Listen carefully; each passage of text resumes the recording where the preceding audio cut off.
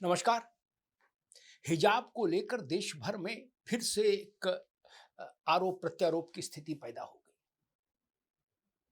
Allahabad high court ने अ, हिजाब को इस्लाम का अनिवार्य हिस्सा मानने से इनकार कर दिया और उसने कहा कि दफ्तरों में, स्कूलों में अगर कोई यूनिफॉर्म है तो उसका पालन करना चाहिए, सेकुलरिज्म के लिए ये जरूरी है। ऐसा ही निर्णय कुछ वक्त वक्त पहले कर्नाटक हाई कोर्ट ने भी दिया था। वहां भी ये मसला गया था कि हिजाब और बुर्का इस कॉलेज में पहना जाए कि नहीं पहना जाए। तब कर्नाटक के हाई कोर्ट ने भी यही फैसला दिया था कि ये बुर्का और हिजाब इस्लाम का अनिवार्य हिस्सा नहीं।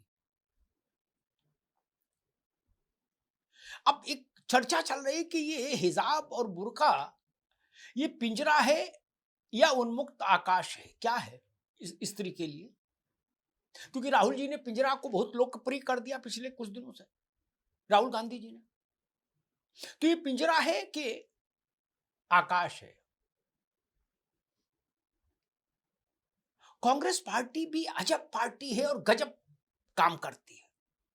जब ये निर्णय अदालत से आया कि हिजाब इस्लाम का इंटीग्रल पार्ट नहीं है, अनिवार्य हिस्सा नहीं है, तो कांग्रेस पार्टी के एक बड़े नेता न, संभवतः पवन खेड़ा या जयराम रवि ने, पवन खेड़ा ने एक सार्वजनिक रूप से एक वो किया, पोस्ट की सोशल मीडिया पर कि धार्मिक मान्यताओं की समीक्षा, धार्मिक विषयों की समीक्षा धार्मिक विद्वानों पर छोड़ देनी चाहिए।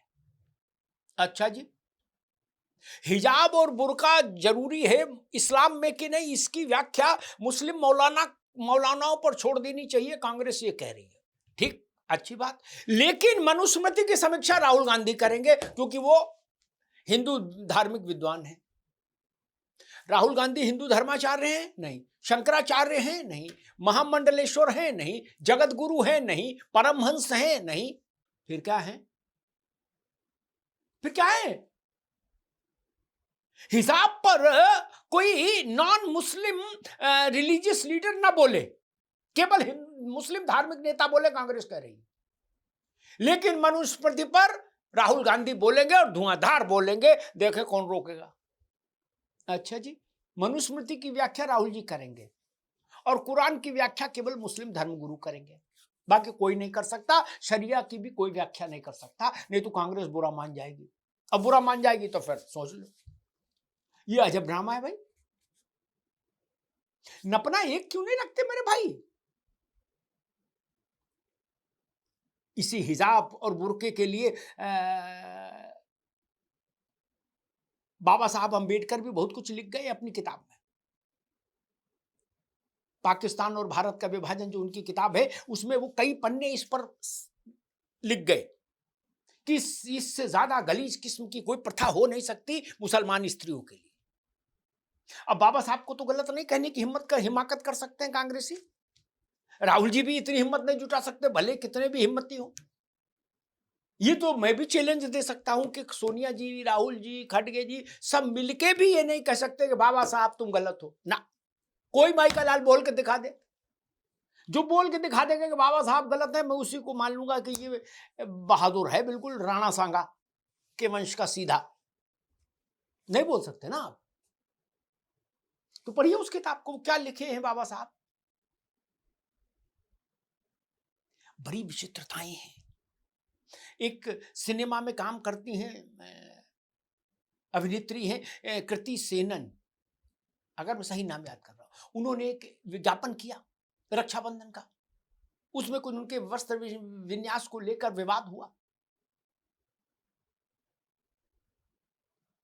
स्वाभाविक है।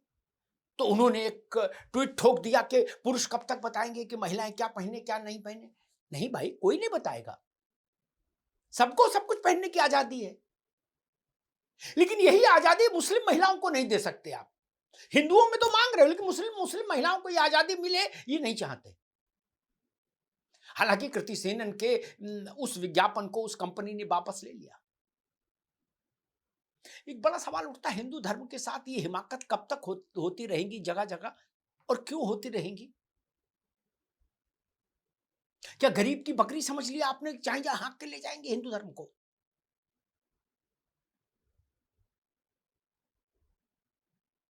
राखी बांधते समय आप ऐसा दृश्य दिखा सकते हैं? क्या आप ईद पर गले मिलते हुए ऐसा दृश्य दिखा सकते हैं? क्यों? वहां स्त्री पुरुष ऐसे गले नहीं मिल सकते इतने कम वस्त्रों में? क्या दिक्कत है? सबको आजादी है, बनाओ एक सिनेमा ऐसा विज्ञापन। नहीं बनाएंगे, और बना देंगे तो मुंडी अलग हो जाएगी दादा रे दादा। मुंडी सर तन से जुदा, सर तन से जुदा। यही समस्या है। हम कई नपने लेकर चलते हैं, कई नपने लेकर चलना चाहते हैं। एक और दृश्य देखिए, हमारे कितने विचित्र नपने हैं। नेहरू जी की बात करो तो कहेंगे अतीत में जीते हो, हर बात में नेहरू को लाते हो, वर्तमान में जियो, वर्तमान की बात करो, नेहरू नेहरू क्यों करते हो? अच्छा जी, ठीक, मान ली आपकी बात, सिर माथे, नेहरू नेहरू नहीं करा। हालांकि 1964 तक नेहरू थे, ठीक। तो नेहरू जी को गए कितने साल हुए?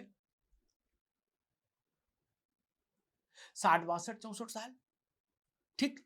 उनकी बात नहीं हो, जो 60 साल पुराना मसला है वो नहीं उठाओ ना। लेकिन कई हजार वर्ष पुरानी मनुस्मृति पर आज चर्चा होगी, वो करंट अफेयर्स है। नेहरू जी पास्ट टेंस हैं, मनुस्मृति प्रेजेंट टेंस है। ये कांग्रेस की नई व्याख्या है। नेहरू जी पर चर्चा नहीं करो, नहीं तो हम नाराज हो जाएंगे, गुस्सा हो जाएंगे। नेहरू नेहरू क्या नेहरू नेहरू लगा रखा है, अपनी बात करो। कांग्रेस वाले भाजपाइयों को टाइट करते हैं कि नरेंद्र मोदी के पास नेहरू के अलावा कोई बात ही नहीं, अपनी बात करो। अच्छा जी, क्यों? क्योंकि नेहरू तो पास्ट टेंस है। अच्छा, और मनु महाराज प्रेजेंट टेंस में चल रहे हैं। मनु स्मृति अभी लिखी जा रही है कहीं, किसी इलाके में बैठकर मनुस्मृति लिखी जा रही है क्या? कि ताजा 2-2 पन्ने आ रहे हैं, उन पर राहुल गांधी टिप्पणी कर रहे हैं। हजारों वर्ष पुरानी व्यवस्था पर आज चर्चा कर रहे हैं पुणे में राहुल गांधी। राहुल गांधी हजारों वर्ष पुराने धार्मिक ग्रंथ पर चर्चा कर सकते हैं, लेकिन जवाहरलाल नेहरू पर कोई दूसरा चर्चा कर दे तो वो नाराज हो जाते हैं। मनुस्मृति के चिंदी चिंदी बिखेरी जा सकती है मंच से, ठीक है। मनुस्मृति की आलोचना होनी चाहिए, अगर किसी भी चीज की आलोचना होनी चाहिए, समीक्षा होनी चाहिए, इसमें क्या दिक्कत है? उसमें मनुस्मृति भी अपवाद नहीं। लेकिन क्या ऐसा ही साहस और ऐसी ही सामर्थ्य वो लोग जो मनुस्मृति को कोस रहे हैं पानी पी पी कर, वो ऐसी सामर्थ्य और ऐसा साहस शरिया के लिए दिखा सकते हैं क्या? कुरान के लिए दिखा सकते हैं? इस्लाम के अन्य धार्मिक ग्रंथों के लिए, बाइबल के लिए क्या ऐसा साहस दिखा सकते हैं?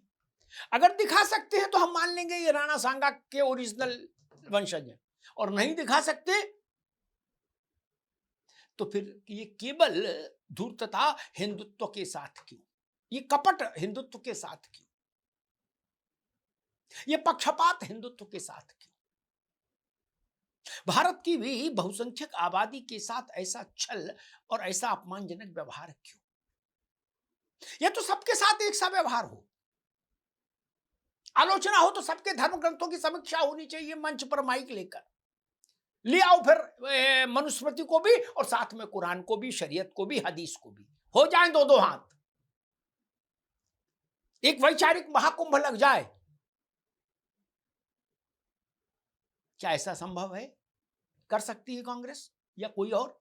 मेरी समझ कहती नहीं कर सकते। तो जब नहीं कर सकते तो यही हंगामा करना जरूरी है क्या?